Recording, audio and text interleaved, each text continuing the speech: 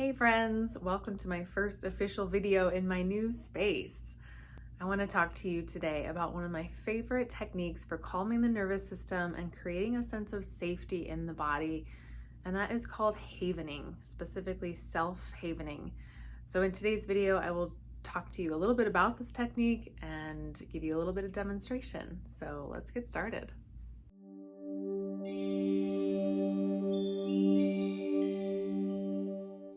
So I found out about havening pretty recently, actually, in all of my studies around polyvagal theory and working with the vagus nerve to create safety in the body and heal from trauma. And I just really liked it, especially the name self-havening or havening, right? That idea that we are creating a safe place, a sheltered place within our bodies, within ourselves. And so I wanted to just talk to you guys a little bit about this technique. And this is something that's super easy that you can do with yourself at home anytime that you want to. And it has really helped me, and it's a wonderful complement to a lot of the other therapies and things that I do to work with the nervous system.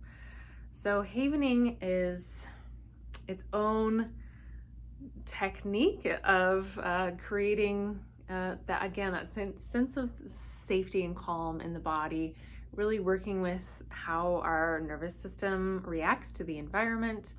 And this can be in response to any kind of stress, or you can do this kind of preemptively.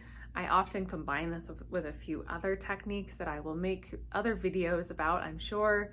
So the havening technique, this is actually something that we naturally do as humans.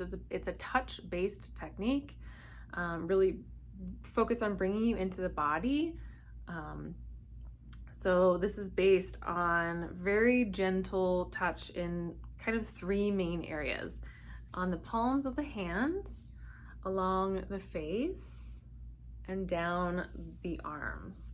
So these are kind of the three basic areas that we work with self-havening. So if you think about when you were a child, or maybe you have a child when they are upset, we naturally use physical touch to soothe and comfort, right? We rub somebody down their shoulders, or we pat them on the shoulders. And of course, if you're intimate enough, you can receive touch on the face.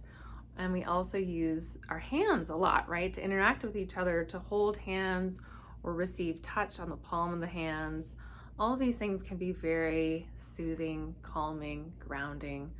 And while it can be really lovely to receive this from somebody else, in a space that feels safe and therapeutic with somebody that you are in co-regulation with, nervous system co-regulation, a lot of us just don't have that. It's not very practical to rely on that. So that's where self-havening comes in.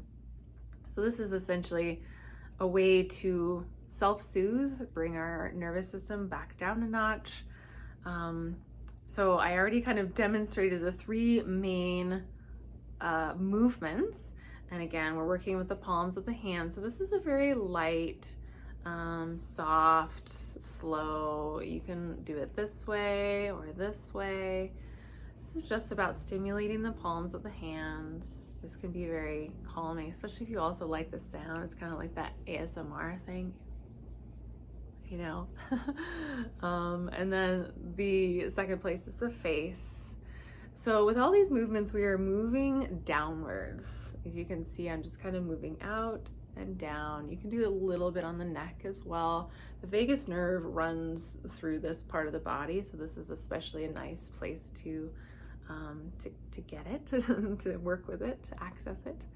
And then moving our hands down. So we're sweeping down the arms, and you can continue the movement. I do sometimes, just down the arm and onto the palms. And these three things, often you'll find one that you prefer or you like better, but you can alternate through all three.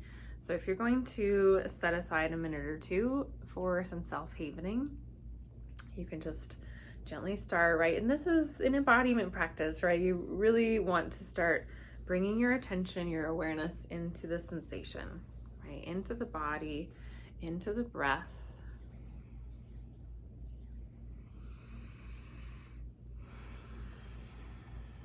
And at least for me, like I mentioned, I haven't been using this technique for that long yet, but it's really effective. Like I can feel like my body just want to take a deeper sigh. Things just feel a little bit more soft, a little bit more calm. So with any of these type techniques, you can focus on the breath if that feels comfortable to you, right? Really pairing this movement with those deep intentional breaths, slowing everything down.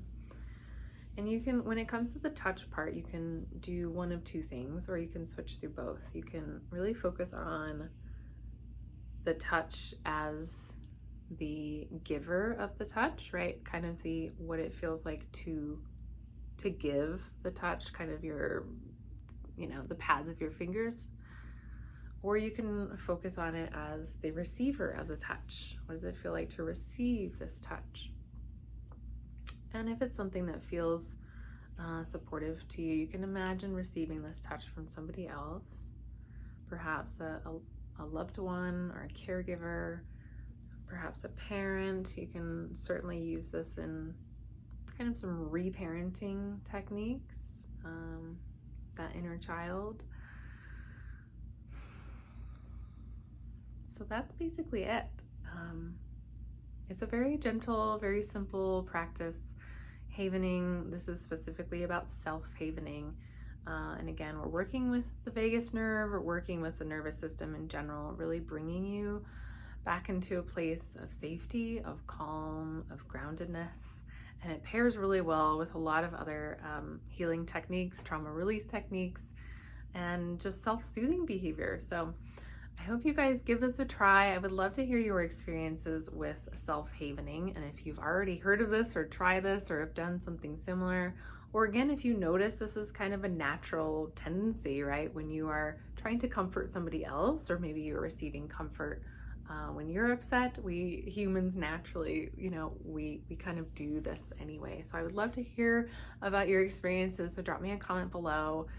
And as always, I hope you guys are doing well, and stay tuned for the next video. Take care.